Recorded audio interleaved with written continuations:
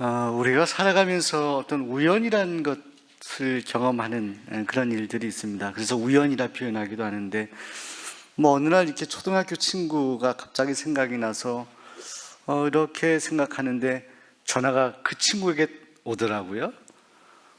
그동안 안 왔던 전화가 그날 마침, 참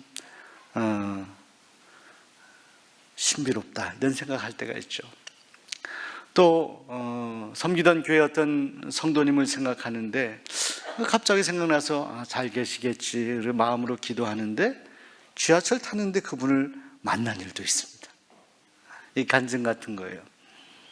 제가 그런 일들을 경험하고 또 사역을 하면서 지금까지 말로 표현하기 어려운 참 그런 일들을 경험하면서 그런 일을 저는 우연이라고 표현하지 않습니다. 그것은 필연이다, 하나님의 인도하심이다, 그렇게 고백하고 간증합니다. 근데 이것은 저의 간증을 넘어서서 오늘 성경 말씀 구약과 신약에 나타난 하나님의 인도하심은 필연입니다.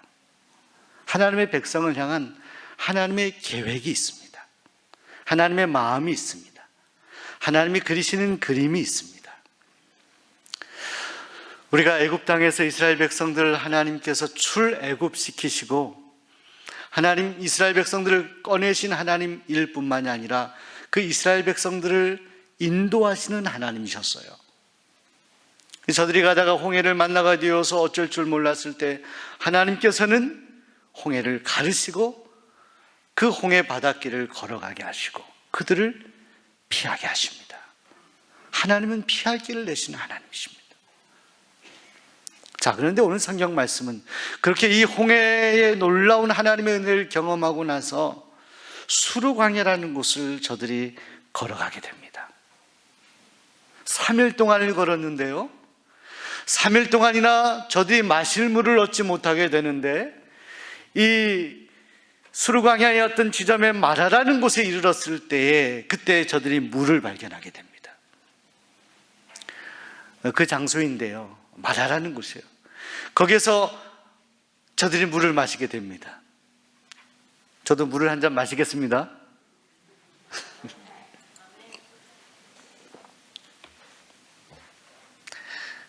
주신 물이 맛있네요.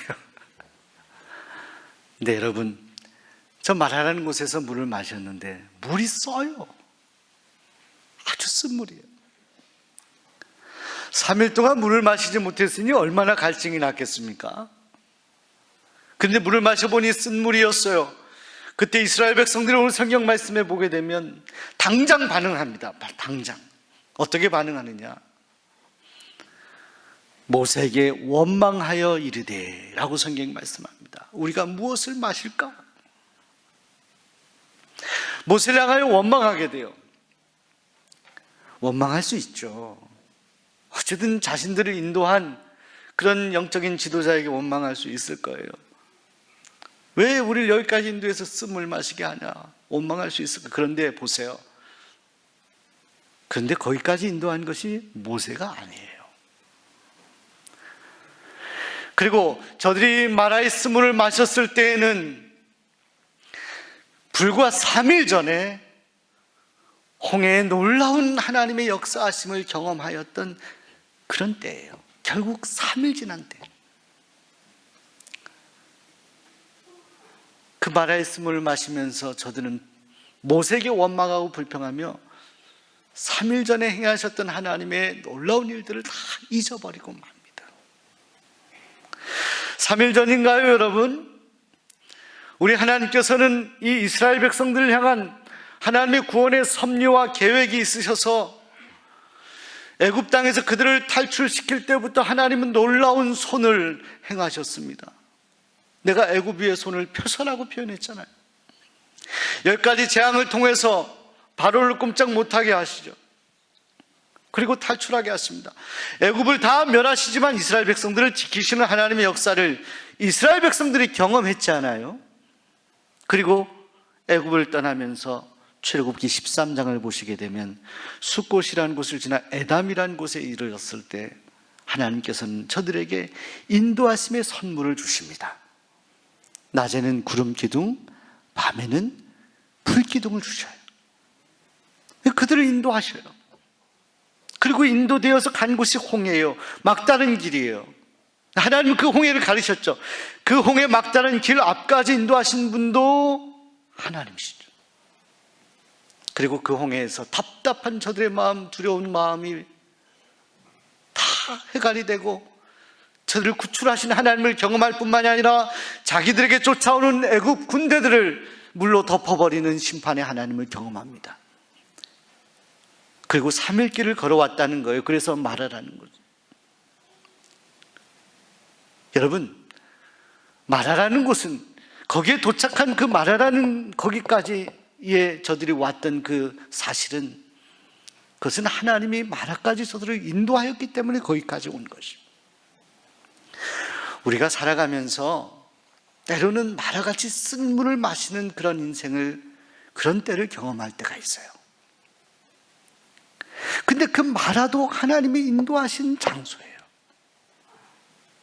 우리는 하나님의 인도하심이 우리의 모든 일들이 다 형통하고 잘 풀리는 것으로만 생각할 수 있어요. 그렇지 않아요, 여러분. 구름기둥, 불기둥으로 인도하시는 하나님은 마라라는 쓴물을 마시는 장소에도 인도하실 수 있다는 거예요. 그 하나님의 인도하심을 저들이 느끼지 못하고 홍해의 놀라운 사건을 잊어버린 저들이 당장 쓴물을 마신다고 모세에게 불평하게 됩니다. 그런데 그것은 달리 말하면 모세를 향한 불평이 아니라 그것은 하나님을 향한 불평입니다. 여러분, 우리가 불평하고 원망하는 것이 얼마나 영적으로 무서운 것이냐면 이 불평과 원망은 미래에 하나님이 주시는 비전을 다 갉아먹어 버립니다. 그것을 다 사라지게 해버려요. 이스라엘 백성들이 어떤 백성들이에요? 이제 애굽에 종살이 하던 그들이 하나님이 인도하심 따라 가나안 땅을 향하여 가는 소망의 민족이었는데 당장 쓴물을 마신다고 저들은 당장 불평하는 백성들이 되고 말았던 거예요.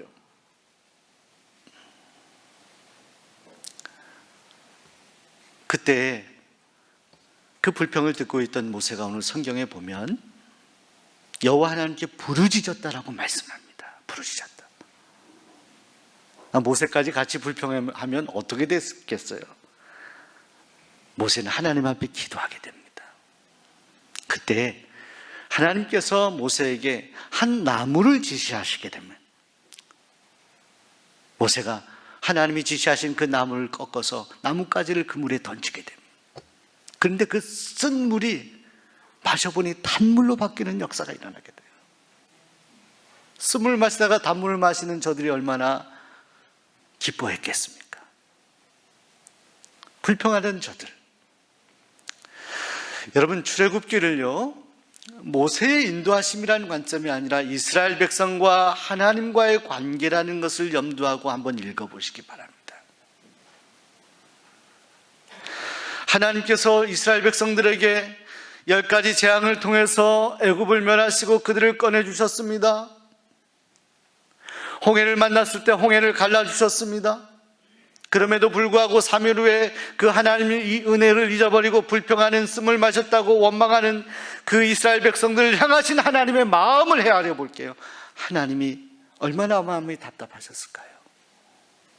그런데 그런 이스라엘 백성들을 다시 하나님이 품으시잖아요. 모세를 통하여 가지를 던져서 그를 단물로 바꾸시고 그 물을 마시게. 이 반복돼요, 출애굽기. 아니, 출애굽기뿐만이 아닙니다. 구약 성경에 아예 반복돼요. 여러분들, 우리가 음악을 들을 때 무한 반복하지 않습니까? 무한 반복돼요. 끊임없이 불순종하고 원망하는, 불평하는 이스라엘 백성들. 그런데 이 이스라엘 백성들을 바라보며 안타까운 마음으로 바라보시는 하나님. 사실 구약의 많은 선지자와 지도자들은 하나님과 사람 사이에 껴있는 사람들, 특별한 거 한 게 없어요. 나뭇가지 던지라 해서 던진 것밖에 없어요. 하나님께서는 불평하는 이스라엘 민족에게 여전히 긍휼과 자비를 베풀어 주셨습니다.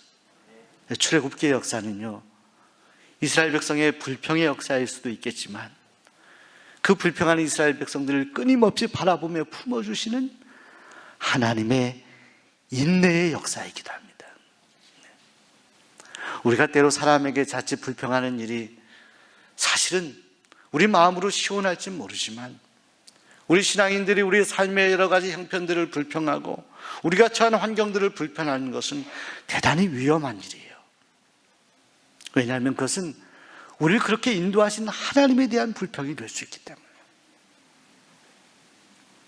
하나님이 지금까지 그렇게 인도해 오셨고 어려운 순간순간마다 도와주셨음에도 불구하고 지금 당장 쓴물을 마신다고 또 불평할 때에 지금까지 인도하신 하나님은 오늘 우리에게 누구이십니까? 하나님은, 과거 인도하신 하나님은 지금도 우리를 바라보시면서 역사하시는 하나님이십니다. 근데 우리가 그 사실을 인지하지 못하고 당장 쓴물을 마신다고, 당장 나의 삶의 형편이 어려워졌다고, 내가 정말 답답한 문제에 만났다고 순간 어려워서 원망하는 인생이 된다라고 한다면, 우리의 주변의 환경이나 사람들을 원망하는 인생이 된다라고 한다면, 오늘 우리는 마라에서 불평했던 이스라엘 민족과 다를 바가 없다라는 거예요. 그때 하나님께서 모세의 순종을 통해서 단물을 허락해 주시고 이렇게 말씀하십니다. 오늘 성경 말씀 26절에 너희가 너희 하나님 나 여호와의 말을 들어 순종하고 내가 보기에 의를 행하여 내 계명에 귀를 기울이며 내 모든 규례를 지키면, 내가 애굽 사람에게 내린 내 말을 잘 지키면 내가 너에게 질병을 내리지 아니하리라. 나는 너희를 치료하는 여호와임이니라. 나는 너희를 치료하는 여호와입니다. 여러분, 하나님은 지금도 치료하십니다. 하나님은 지금도 고치십니다. 하나님은 과거에만 고치신 하나님이 아니십니다. 하나님은 지금도 일하고 계세요. 하나님은 지금도 우리와 함께 하십니다. 일할 것을 찾고 계세요. 두루 살피고 계세요. 모세는 즉시 순종했어요. 나뭇가지를 물에 던졌어요. 어떤 과학자들은 그 나뭇가지를 던졌던 것이 어떤 화학반응을 일으켜서 물이 달게 되었다, 이렇게 합리적으로 해석하기도 합니다만은 꼭 그런 것은 아닙니다. 우리가 하나님 말씀에 순종하거나 우리 마음에 감동하는 대로 즉시 아멘하고 순종하면 하나님은 우리가 생각지도 않은 놀라운 방법으로 하나님은 일하시고 역사하십니다. 이게 하나님의 방법이라는 거예요. 우리가 알지 못하는, 우리가 상상하기 어려운 방법으로 하나님은 지금도 우리의 삶을 간섭하시고 함께 하시고 우리를 치료하신다는 거예요.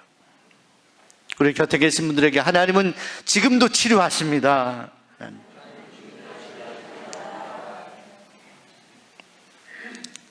여러분, 저는 지금까지 사역하면서 정말 치료하시는 하나님을 여러 번 경험했습니다. 한 번은 어떤 성도님이 췌장암 4기라고 결국 진단이 났어요. 그날 병원에 가서 담당 교구 목사로서 같이 들었어요.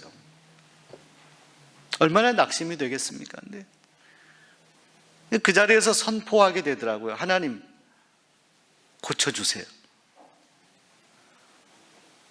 하나님, 능력을 베풀어 주세요.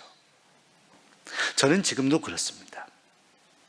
목회자들이 질병에 걸려서 암이나 아주 불치병에 걸린 성도님들을 어디까지 기도해야 되느냐라고 물을 때 저는 가능하면 끝까지 기도합니다. 마지막까지. 왜? 꺼져가는 등불도 살리시는 분이 하나님이세요. 우리 생명의 주인이 하나님이시고 우리 몸을 가장 잘 아시는 분이 하나님이세요. 최종 선언한 것이 의사가 아니에요. 췌장암 4기신데 하나님이 고치셨어요. 저는 그런 분을 한 교회에서 3분이나 만났어요. 제가 사역하면서 제 교구였어요. 하나님은 지금도 치료하시는 하나님. 하나님 우리의 질병도 치료하시고요. 하나님 우리의 마음의 어려운 병도 치료하시고 우리의 온몸을, 우리의 마음을, 우리의 심령을 고치시는 분은 하나님. 너희가 순종하면 조건이 있어요.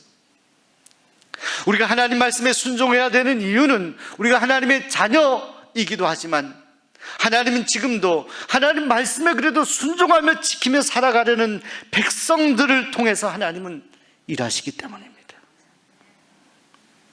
여호와 라파 고치시는 하나님.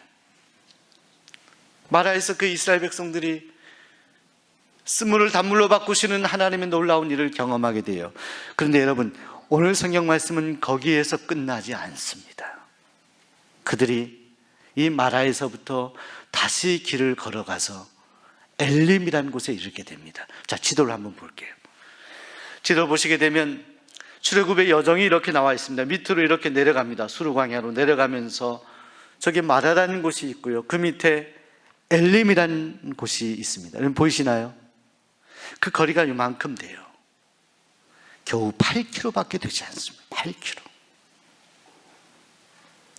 엘림에 도착했는데 오늘 성경 말씀을 보니까 거기에 물샘이 12이나 있었고 종려나무가 1흔그루나 있었다라고 성경이 말씀해요. 너무나 아름답고 풍요로운 땅이었어요. 자, 여러분 생각해 보세요. 쓴물을 마셨던 그 마라의 건너편 저쪽에는 엘림이 있었던 거예요. 엘림. 여러분 이스라엘 백성이라고 생각해 보세요. 당장 저 너머에 엘림이라는 곳이 있음에도 불구하고 그게 안 보여요. 보이지 않아서 이 쓴물을 마시고 있는 현실 속에서 불평하는 거예요. 원망하는 거예요. 저기 엘림에 있음에도 불구하고 지금 있는 이 자리에서 고개를 숙이고 낙심하며 모세를 향하여 불평하는 거예요. 그랬던 그들 자신을 생각해 보지 않겠어요? 아, 여기에 이런 엘림이 있었네. 이런 장소가 있었네. 마라까지 인도하신 분도 하나님이시지만 하나님은 마라에서 이스라엘 백성들을 그들의 여정을 멈추지 아니하세요. 그것은 엘림으로 가는 가나안으로 가는 하나님의 계획 가운데 서 있는 지점일 뿐이에요. 오늘 우리의 삶의 자리가 마라와 같어요. 코로나 때문에 여러 가지 정황들 때문에 내 삶의 형편과 내 가정의 형편과 이 나라의 형편, 쓴물 같아서 우리의 마음과 우리의 입술로 부단히 끊임없이 우리가 원망하고 불평하는 그런 하나님의 사람들이 되어 있다면 여러분 기억하십시오. 오늘 여러분이 불평하는 그곳, 그 마라도 하나님이 인도하신 곳일 터인데 하나님이 원하시는 것은 우리가 그 마라에서 어떻게 말하고 어떻게 행동하는지를 보시는 거예요. 여러분 불평하지 마시기 바랍니다. 원망하지 마시기 바랍니다. 하나님 기뻐하지 아니하세요. 묵묵히 우리가 마라의 쓴물을 마시더라도 그 하나님이 인도하셨던 과거를 생각해 보는 거예요. 우리 수원 종로교회 왜 방송을 5분짜리 방송을 수없이 보는 겁니까? 홍해를 가리셨던 하나님, 구름기둥 불기둥으로 인도하셨던 하나님, 10가지 재앙을 통해 이스라엘 백성들을 보호하셨던 그 하나님의 역사가 이 수원 종로교회 127년의 역사잖아요. 자, 오늘 우리가 이 마라, 이 쓴물을 마시는 이 장소에, 이 지점에 있다 하더라도, 그때 있다 하더라도, 그 지점에 서 있는 우리라 하더라도 우리가 잊지 말아야 될 것은 과거에 하나님이 역사하셨던 것처럼, 인도하셨던 것처럼 지금도 쓴물을 마시고 있지만 하나님이 인도하고 계시고, 이제 얼마 후에 저 건너편에 엘림이라고 하는 곳이 기다리고 있음을 우리가 영적으로 바라봐야 되지 않겠어요? 우리 곁에 계신 분들에게 엘림은 반드시 있습니다. 엘림은 반드시 있습니다. 여러분 불평하지 마세요. 어떤 경우에도 불평하지 마세요. 누굴 원망하지 마세요. 이건 다 우리에게 돌아오는 거예요. 사순절의 기간이라는 것은 우리 자신을 돌아보는 거예요. 하나님과 나 사이에 우리가 구원받는 건 내가 구원받는 겁니다. 내가 내 믿음을 고백해서 내가 회개하고 구원받는 거예요. 우리가 환경이나 사람이나 여러 가지 조건들을 바라보면서 불평의 마음이 가득하다면 우리는 아직 마라에서 쓴물을 마시면서 불평하는 이스라엘 백성의 수준에 머물고 있는, 쓴물을 마시면서도 하나님 이 쓴물이라도 하나님이 인도하시는 과정이라 생각하고 달겨 마시겠습니다. 그리고 단물을 기도하며 하나님 말씀에 순종하며 엘림을 바라보는 믿음, 그 믿음이 우리에게 필요하죠. 사순절 기간을 보내고 있습니다. 오늘 우리에게 단물 같은 것, 참으로 좋은 물, 생명의 물을 주신 주님, 우린 은혜로 구원받았어요. 그런데 여러분 보세요, 우리가 은혜로 구원받기까지 이 쓴물을 단물로 바꾸신 그 놀라운 주님의 역사하심은 주님이 십자가 희생을 당했기 때문에 가능합니다. 그 쓴물을 다 마셨기 때문에 가능합니다. 십자가의 고통 중에도 어떤 말도 불평하지 아니하시고 그 십자가 주신 주님이 오늘 우리의 롤 모델이 되는 거죠. 순종이 이런 것이다라고 말씀하는 거예요. 어떤 말도 하지 않냐고 침묵하시면서 오늘 저와 여러분 죄인된 우리를 구원하시기 위해 십자가에 달려 죽으신 우리 주님의 그 고통과 희생을 생각한다면 오늘 우리의 삶의 지점에 말하라는 곳에서 여전히 우리는 쓴물을 마시면서도 하나님의 인도하심과 섭리를 기억하며 감사할 수 있고 찬양할 수 있는 하나님의 백성들이 되기를 바랍니다. 오늘 여러분 믿음으로 순종하는 여러분, 저 건너편에 엘림이 있습니다. 그리고 저 멀리 가나안이 있습니다. 기도하겠습니다.